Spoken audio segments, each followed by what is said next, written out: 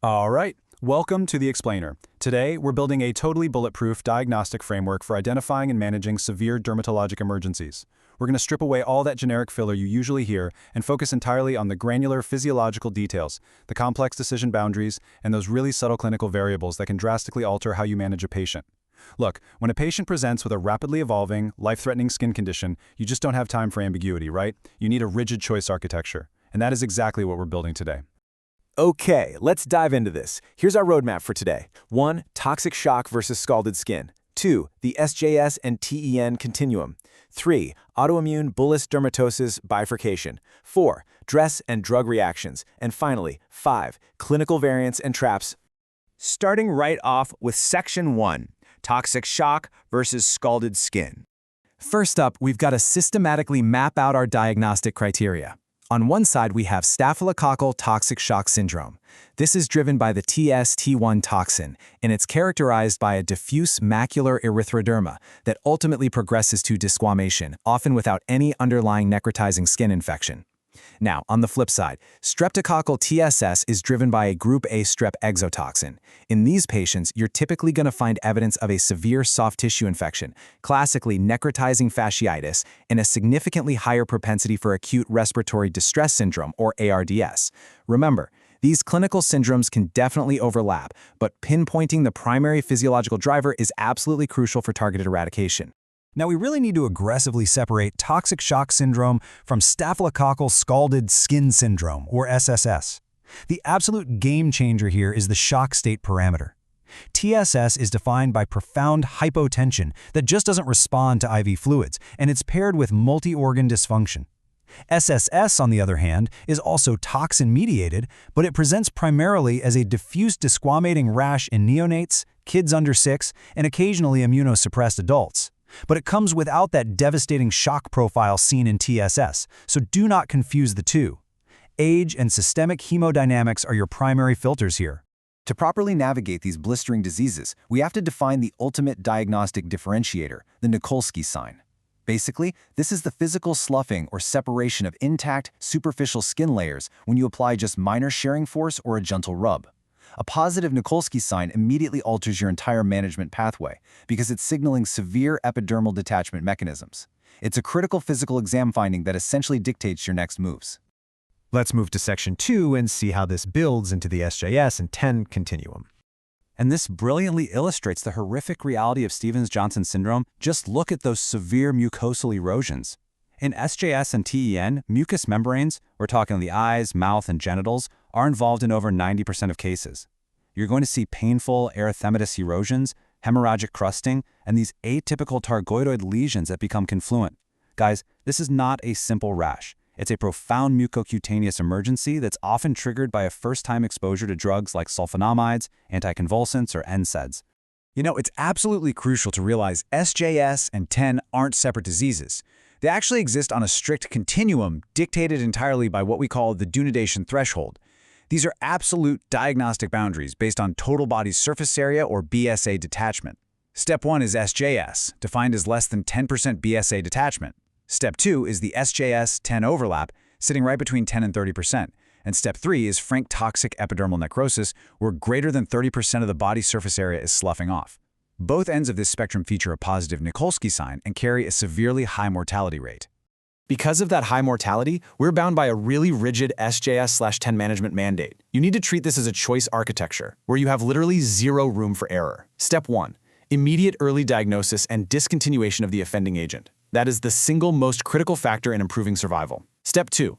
Transfer the patient to a tertiary level burn unit. These patients are suffering from massive thermoregulatory loss alongside severe fluid and electrolyte disturbances. You must manage them precisely like severe burn victims. We're talking aggressive fluid resuscitation, sterile supportive care, and you absolutely must avoid empiric sulfosulfizing cream, which can actually trigger the underlying sulfa hypersensitivity. All right, pivoting to Section 3, the autoimmune bullous dermatosis bifurcation. Now, what's really interesting about this slide is the exact histopathological mechanism separating these distinct tissue layer targets. On the left, autoantibodies are targeting hemidesmosomes. These are the structural anchors connecting basal cells to the underlying basement membrane. Over on the right, autoantibodies are targeting desmoglein. which is responsible for keratinocyte adhesion within the epidermis itself. This specific structural breakdown dictates exactly how the disease is going to present physically.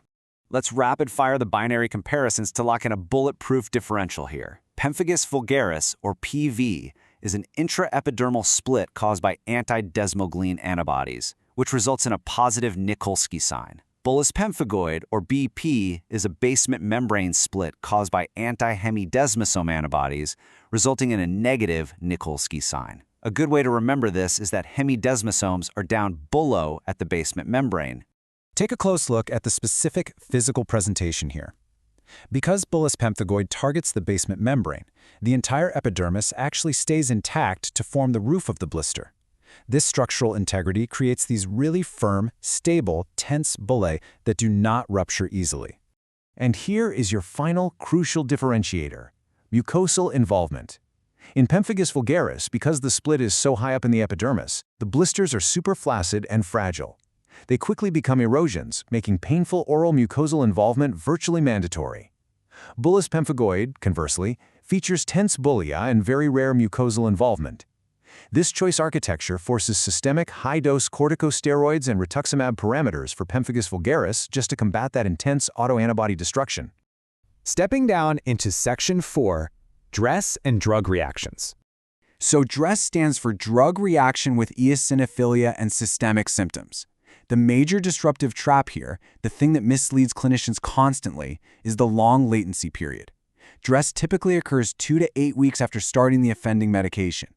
If a patient reacts within a day or two of a new drug, it's probably not DRESS. You are looking for a patient presenting with fever, a diffuse morbilliform or measles-like rash, facial edema, and lymphadenopathy, literally weeks after a medication change. We also have to draw a really strict comparative boundary between erythema multiforme, or EM, and SJS/10. EM presents with classic targetoid lesions featuring 3 distinct color zones, a negative Nikolsky sign, and it's most commonly triggered by infections, especially herpes simplex virus or mycoplasma. SJS and 10, on the other hand, feature a positive Nikolsky sign, life-threatening mucosal sloughing, and are almost entirely drug-induced. Do not confuse the two. EM simply does not carry the risk of progression to 10. Bringing it all together in Section 5, Clinical Variants and Traps. Now, systemic lupus erythematosus can really mimic or complicate severe dermatologic presentations. We use the dopamine rash mnemonic to aggressively filter for these multi-system variables. You're looking for a discoid rash, painless oral ulcers, photosensitivity, and non-deforming arthritis. Add in the classic malar rash, specific immunologic criteria like a positive ANA, neurologic symptoms, and an elevated ESR. If a patient presents with a complex rash alongside these systemic markers, you've got to pivot your differential toward an underlying autoimmune connective tissue disorder. So the absolutely crucial point here is that accurately measuring primary lesions on a physiological level completely dictates your entry point into the diagnostic tree. A vesicle is a fluid-filled blister less than 1 centimeter. Once it crosses that 1 centimeter threshold, boom, it's a bulla. A macule is a flat lesion under 1 centimeter. Larger than 1 centimeter, it becomes a patch. If you can't correctly categorize the biometric threshold of the lesion on physical exam, your entire algorithmic roadmap is going to fail right from step 1. I want you to keep this core physiological detail anchored in your mind.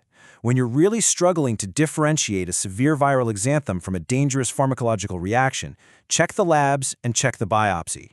Finding peripheral eosinophilia and eosinophils on histopathology is a massive red flag pointing straight toward a drug eruption, guiding you to immediately halt all recently initiated medications. All right, we've covered the structural, pharmacological, and physiological boundaries of dermatologic emergencies today, but before we wrap up, I want to leave you with a provocative clinical scenario to test that rigid architecture we just built. Think about this. If an older patient presents with a rapidly denuding rash, a positive Nikolsky sign, and concurrent multi-organ lab failures, what single variable alters your entire management pathway? Is it a toxin from a staph infection, an adverse reaction to an anticonvulsant triggering 10, or the acute flare of an autoimmune blistering disease? Your ability to apply these strict diagnostic thresholds in real time is quite literally the only thing standing between that patient and a catastrophic outcome.